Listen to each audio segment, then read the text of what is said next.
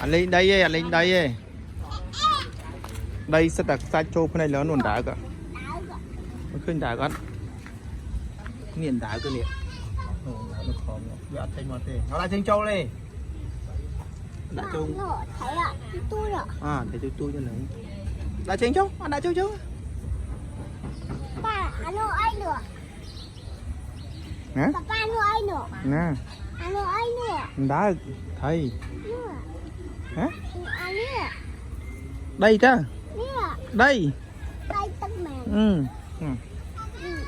anh ơi anh nữa đó ba không tiêu chưa rồi khơi ta ba bịa thúng á bịa thúng á không mày con ao bây giờ con hao bây giờ ăn trâu đây nói tới mình nè ôm một rụt trà ăn lên đây nè lên đây bạn lại lên nhỉ bạn lại lên đây tê tôi nói mình ta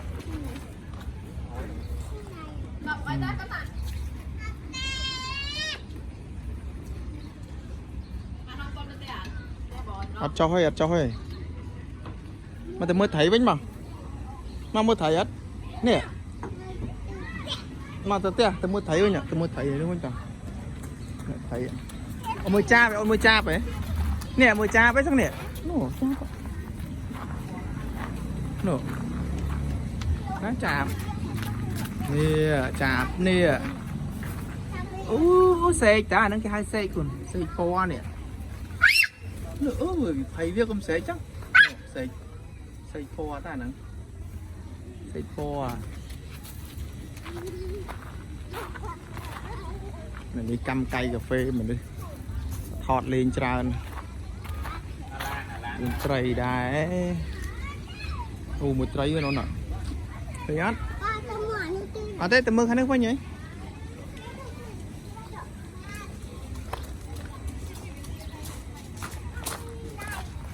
hả anh đá cái con sẽ ba cái liếng này điện bao tí tích chứ chẳng ba bằng khỏi má bác ơi nè bà trẻ đi ạ ban tao biết trên màu chẳng bán này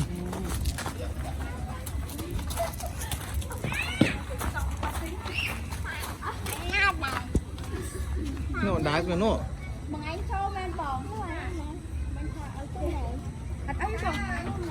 vào nắng ngay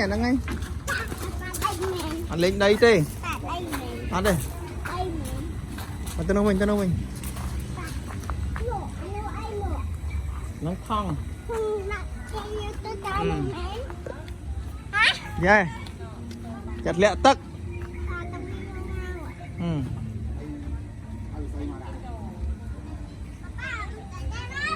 mà tao lấy mạo anh tao chặt lẹ tắc chữ nè ăn được chết đi đủ một cái bà cà pơ nó lấy spin rồi chặt lẹ tắc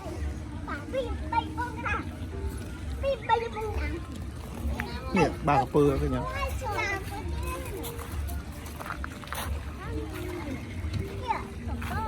cà pơ ông ta nàng rồi cà pơ khác mà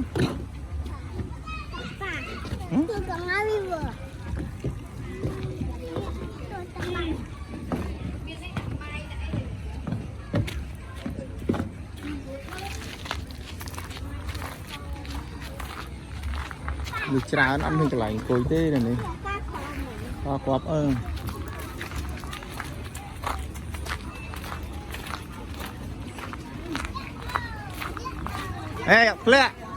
lẹ tắt hả lẹ tắt hả lên plương ấy nhặt lên mình chạy nhặt lẹ tắt á không cho biết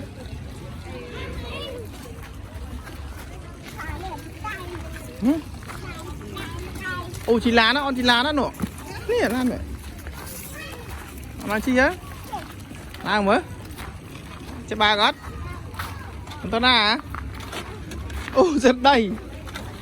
Ông chi ta nè. Ông xong ta nè. Sao có ta nè. Sang. Ta đa lên nha nè. Hả? Ê. Ông ta đa lên nha nè. Sang ơi. Ông chi vào. Thì tao miếng phơ ngọt.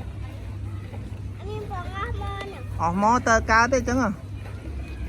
Ba hội bị cả mò này nè. Chẳng mấy mấy chẳng.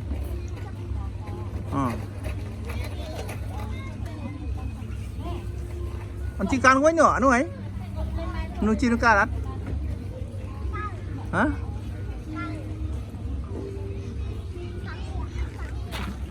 Con chi đang mèn. Hả? Hội nhiêu mà? Ta nè. Hả? Ông ta nè. Ê, thu chân ai thử kì.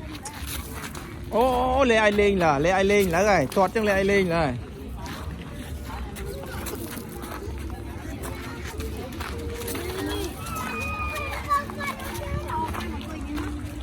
Giật lẹ tắc. Hả? Không nhìn mình thấy à? Không nhìn thấy ta? Nha. Nó đông năng. Nổ là nổ. Ăn miên, ăn miên thế.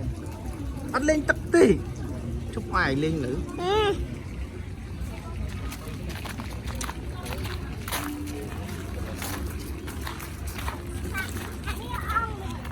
Nha. Sama sampo đó.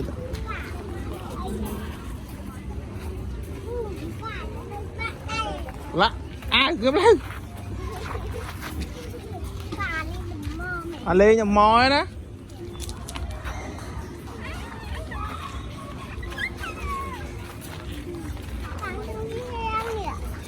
Chứ thế chẳng bà thẹ ổn tả. Ổn tả nà.